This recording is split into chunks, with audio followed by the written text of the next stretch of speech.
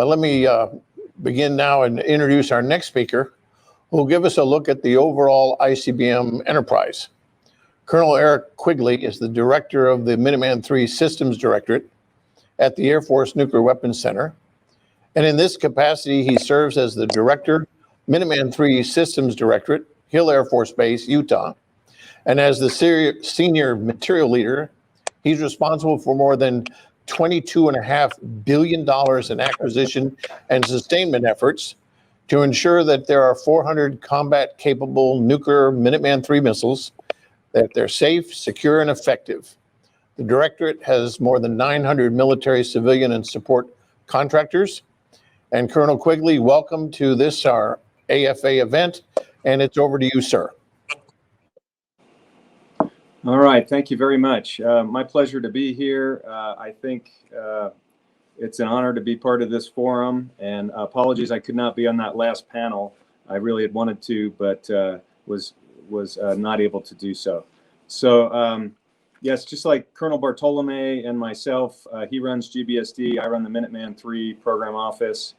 I'm going to walk you through a couple of charts. Basically, these are the publicly releasable charts that we share with any distinguished visitor that comes through Hill Air Force Base to visit our ICBM efforts. And I'm gonna go over some talking points here as I go through the charts that I've heard throughout the day from some of our senior leaders and our distinguished industry panels, and hit on a couple things. What we're doing with Minuteman III, with digital and other things as we sustain this. I think I heard in the last session a weapon system that's in its twilight phase. So if we can go to the next chart. When we have new congressmen and whatnot come through, we like to put this chart up just to show that not just ICBMs, but nuclear weapons in general. This is a chart that shows by statistics that nuclear deterrence actually is working. Since the advent of nuclear weapons, you can see the per capita, for the percentage of the world population during wartime, how many fatalities we've seen throughout history. And with the advent of the nuclear age in the 1950s, that loss of life has drastically decreased. Let's go to the next one. You heard Colonel Bartolome mention to you in his comments that these ICBM missile wings, which you see the 3 red circles there in the middle of the United States, up at Malmstrom, Minot, and F.E. Warren. These land areas are literally the size of mid-Atlantic states. More importantly, though, than their actual size, I just wanted to remind folks, as we're talking about ICBMs and the land-based leg of the triad, it is, as we heard, the most responsive leg of the triad. And it's actually an ecosystem. It's not just the missiles, the AVEs, the aerospace vehicle equipment, but it's the NC3, NC2 network, the support equipment, the ground equipment, which you heard General Genetempo talk about. It's an entire ecosystem that, as GBSD comes online, this is not a trivial task, as Colonel Bartolome mentioned. I know it's a simple analogy, but as we convert launch facilities and MAFs, missile alert facilities, 1 per week for 9 years straight, that is a gargantuan task, and it's like giving your dog a bath at the same time you're walking them. So it's a huge undertaking, and we're up for that task with our industry partners and this awesome team we have in the nuclear enterprise. The other point on this chart we like to make is the reason we're the most responsive leg of the triad is surely because of the number of aim points. If an adversary were to attack, you could see if all we had were the SSBNs and the bombers, we're missing 400, 450 plus aim points that the adversary could attack. And then our ability to respond to that after a first strike. So the aim point advantage is huge. Next chart, please. So this is just a rehash of the 58-year-old weapon system. We like to focus on the missile itself on the top. But what I'm going to talk to you about today is really the theme of how difficult it is to maintain and sustain this weapon system. The missile itself is 51 years old, and then down on the bottom, the launch facility on your left and the Launch Control Center, the MAF on the right, with the capsule and all the infrastructure and equipment is 58 years old. So when General Genetempo said he's worried about HVAC, he's not joking. So just a quick story. On the lower left, you could see that equipment building, or the launch support building, excuse me, next to the launch facility. In there, there's, for example, the diesel electric unit, and then your brine chiller lines, right, which cools the LF. So those lines that go through the support building into the launch facility, those are severely corroded at all 400 plus sites. But guess what? We don't attack that problem when we go do program depot maintenance out in the field. We just wait for them to break. And when those break, a missile site goes off alert, which is a huge problem. So where we're going in the future with PDM is away from this, hey, let's hit a site every 8 years, and let's go more to a condition-based or predictive-based model using data analytics and digital sustainment to actually help inform us on what maintenance actions we can take at these sites that'll help us get better mission availability, mission capability, or nuclear capability. So what we've done recently with this weapon system, not just the missile, but the ground sites, the ground equipment as well, including the capsule, is we've actually identified the top drivers of maintenance and supply actions, which we can then go back to our supply chain partners and industry and say, we really need to double down on these efforts for mitigation activities to sustain this system for 18 more years. So things like the environmental control systems with filters, the shock isolator air compressors that are both in the LFs and the LCCs, the blast doors, the B-plug, the motor generators, which are causing MICAPs in the field, blast valves, things like that. We know exactly how many, based on maintenance data that we're trending, we know how many non-mission capable and partial mission capable hours that these problems are causing us. I'm having a discussion next week with OSD policy, and I have a couple of pictures. I wish I could have included those in here, but they weren't publicly releasable yet, of how much corrosion we have on things like launch facility, launch enclosure doors, and the actual blast doors to the capsules and to the B-plug.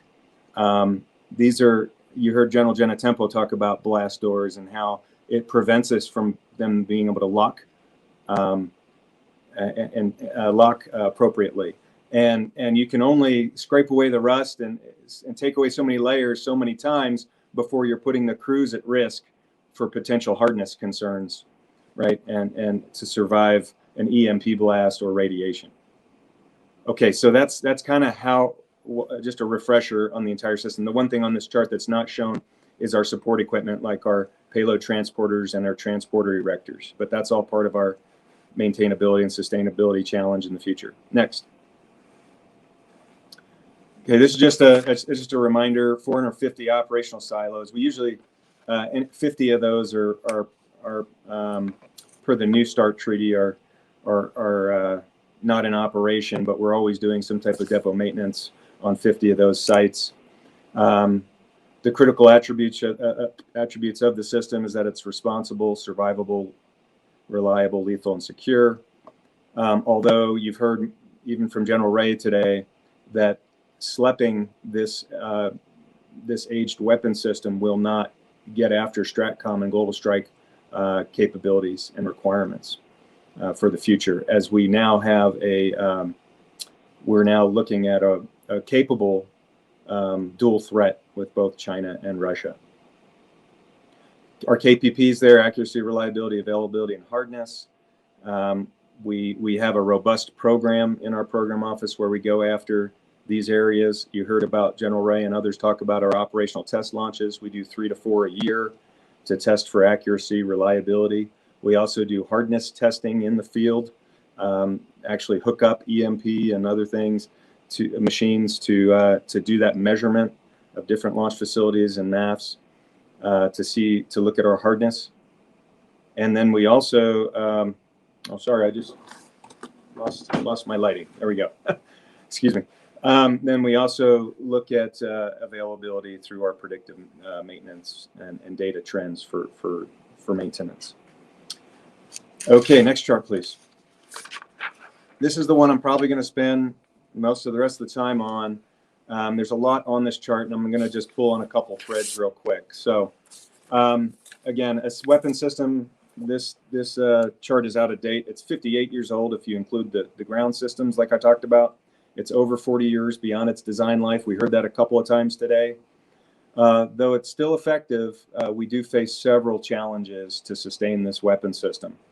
Age out and attrition is the big one.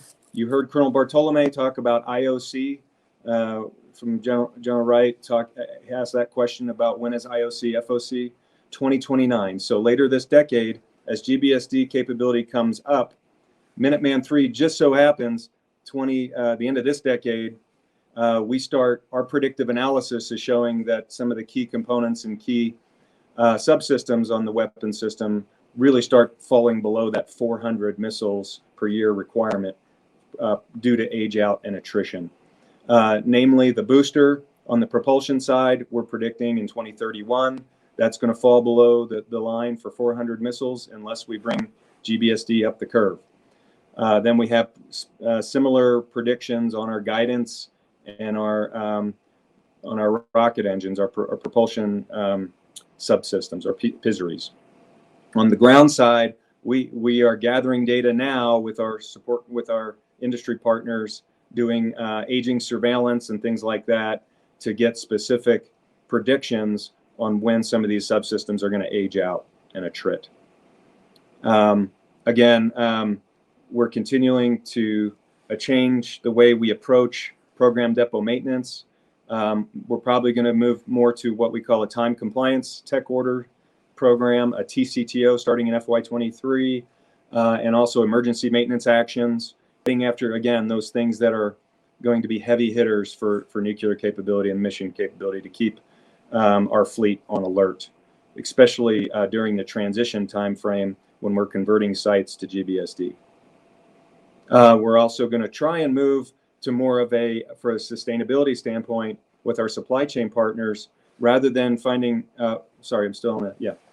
We're going to look at more predictive measures for supply chain and components that are eating our lunch today and driving MICAPs, things like the voice control panel on the weapon systems controller, or our motor generators in the launch facilities that are at their end of life. We only have one or two of these assets on the shelf as in the supply chain. So we want to move to more of a reactive, a predictive measure rather than a reactive one for the supply chain as we sustain the system. The panel talked about stable funding. That was like the number one thing we need to sustain this weapon system. So I will foot stomp and wholeheartedly agree with that statement.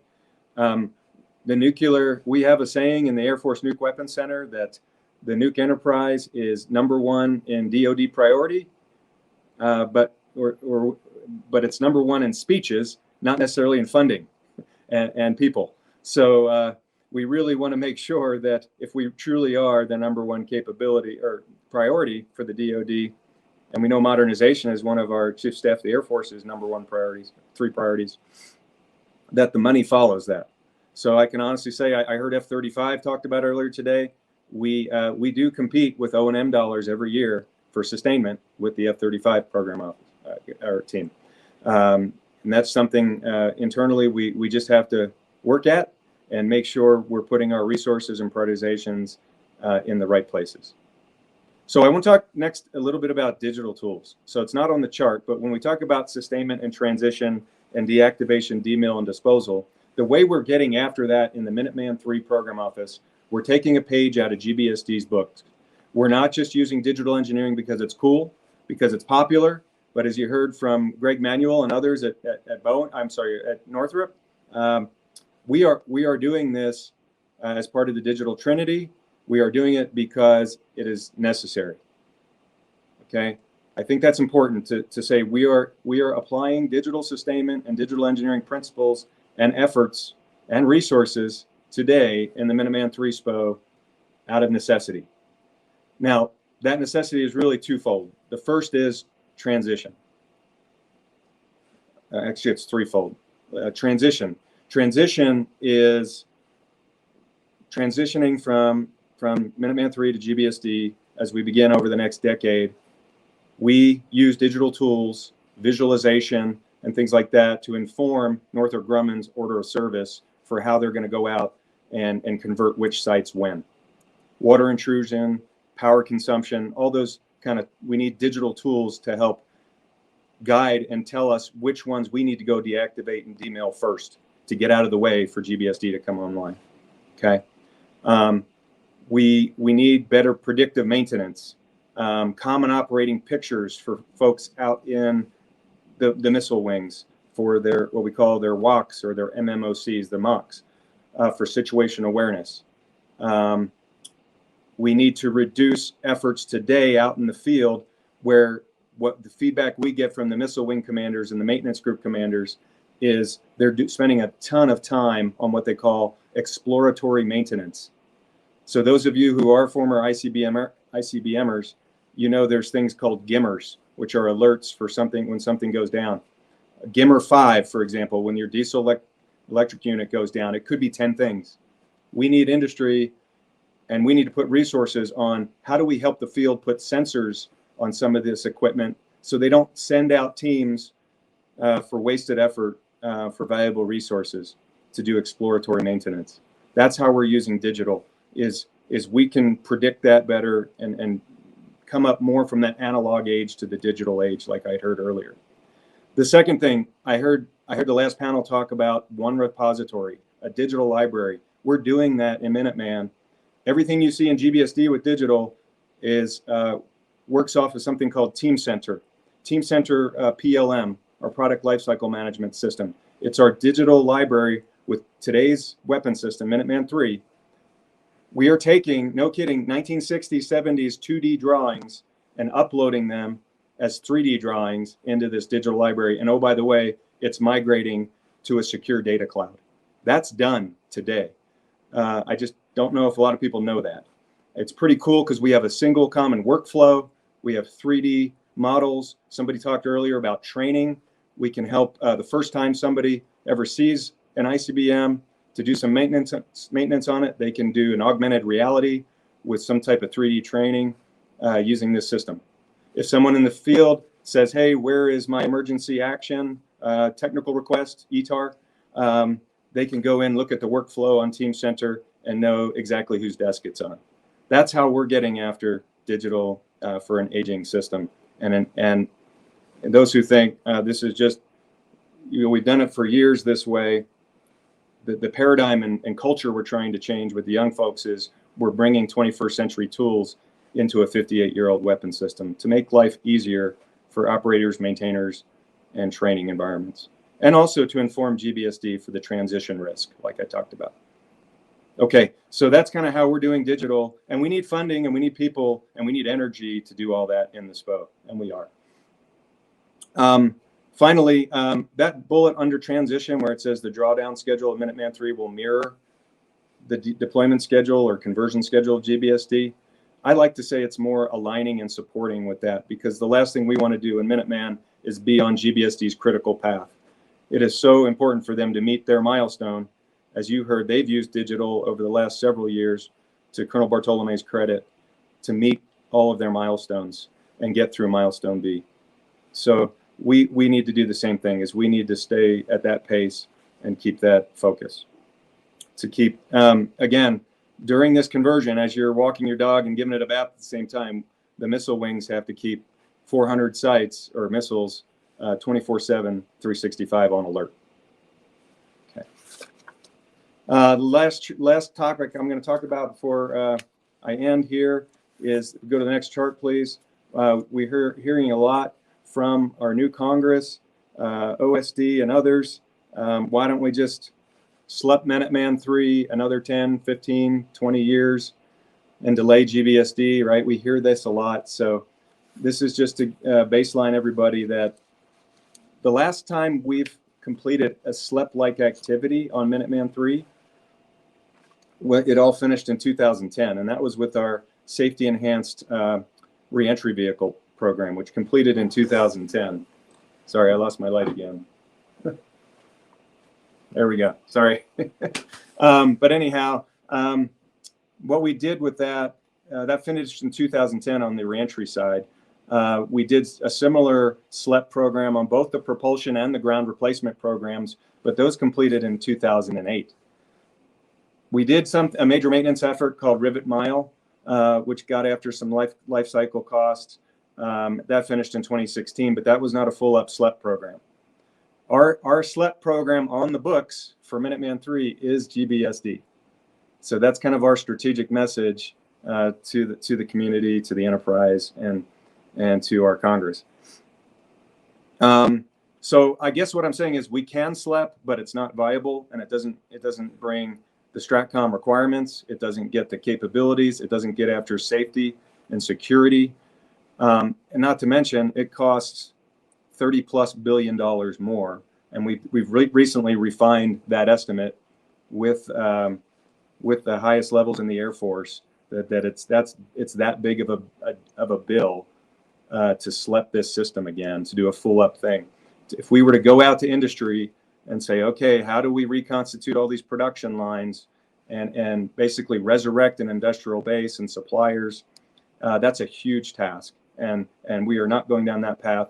We made the decision 6 years ago not to do that. So every year we wait, it just gets more and more expensive.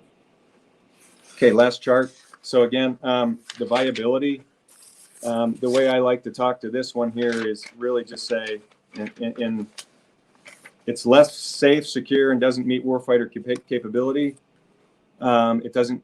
The Minuteman III SLEP wouldn't meet the timeline either. We did some assumptions in the program office and in the Nuke Weapons Center that if we were to SLEP Minuteman III again, by the time we did a similar TMRR phase and then a development phase like GBSD is going through right now, we would be looking at capability not hitting the street until the early 2030s, which is past that age out curve to where we start dropping below the 400 missiles on alert requirement from STRATCOM. So it's just not viable. It's cost prohibitive. I think I talked a lot the rest of these charts. In summary, I appreciate you listening to some of my points and concerns and initiatives we're doing in Minuteman as we get after a sustainment challenge over the next several years. We're excited to embrace the accelerate, change, or lose mentality to get after areas where we can be innovative with this weapon system without jeopardizing nuclear surety or safety. We're excited about how we're embracing digital sustainment, and we're partnering with other older systems, I'll say, that are in the sustainment phase to make sure we're going after corporately Air Force-wide processes and tools that will give us the biggest bang for the buck. And we're working very close in the nuclear enterprise with our mission partners and stakeholders in the field. We're going to make this a demand-driven focus from our maintenance group commanders and our missile wing commanders. We're excited where we're at. We know there's a challenge ahead of us. We have to keep this viable, this weapon system viable for our nation's security and deterrent for years to come. As you heard, even though we have a first launch in FY24, test launch for GBSD, we're not fielding the systems and don't have IOC until 2029. So for the next 8 years, it's Minuteman III that we have to focus and make sure that we stay laser focused with sustaining this critical weapon system.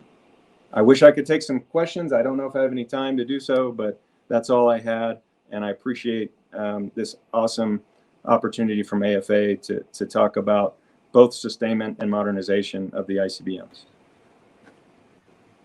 Well, Eric, thank you so much for your leadership. Just the professionalism that you exemplify, really, along with the deep level of experience you articulate so well, inspires. So we can't thank you. And on behalf of certainly all of us in the Air Force Association, thanks to you and your team. You know, today is what the General James Doolittle Leadership Center concept and location is all about. But it's a hub and a spoke construct. We are all about here supporting our Air Force Association leadership across 200 chapters, and especially today in Utah. You know, our secretary for our board, Rick Hartle, on our board, is right there in the neighborhood, as is Bob George, a longtime AFA leader. And they represent some 3 AFA chapters who collaborate with the Utah Defense Alliance. And so these conversations, these discussions, this connection that we hope to encourage between the senior leadership, the mid-career leadership, the newest leadership of the Department of the Air Force and their counterparts in industry is what the Doolittle Leadership Center is all about. Put another way, this is how we stay ahead of the Chinese. The secret sauce, if you will, the asymmetric advantage we have is absolutely represented today in our speakers and those that our speakers represent and lead. So we look forward to continued Doolittle Leadership Center facilitation, encouragement, and empowerment, and encouragement of our chapter leadership, our volunteer leadership, which is so foundational to our Air Force Association. And thanks always to our sponsors today, I2S2, Boeing, Northrop Grumman, Mantech, and Guidehouse. Your Air Force Association cannot do what we must do at a time when the peer threats to our nation are so daunting, including the Chinese and Russian peer threats. We're in this together. Our Air Force leadership, our industry leadership, and our sponsors. I hope all of you today enjoyed watching this Doolittle Leadership Center Leadership Forum, and our next event is coming soon.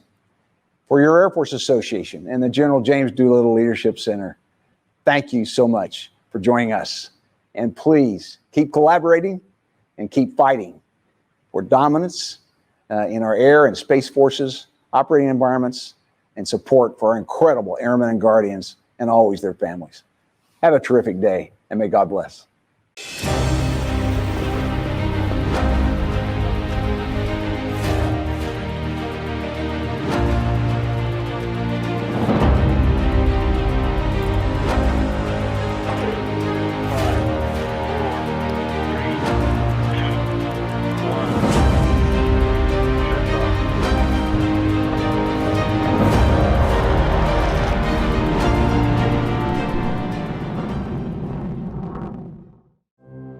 Where is possible?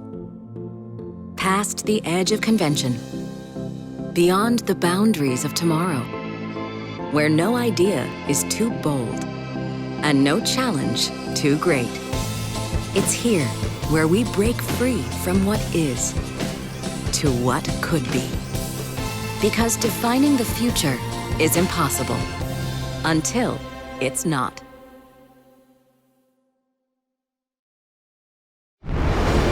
Look, sweetheart, Daddy worked on that. Wow! I want your dreams to soar just like that rocket. From here, we monitor the spacecraft and help the astronauts get home. Dad, this is awesome. You can become anything you want. The sky's the limit. Do you have what it takes?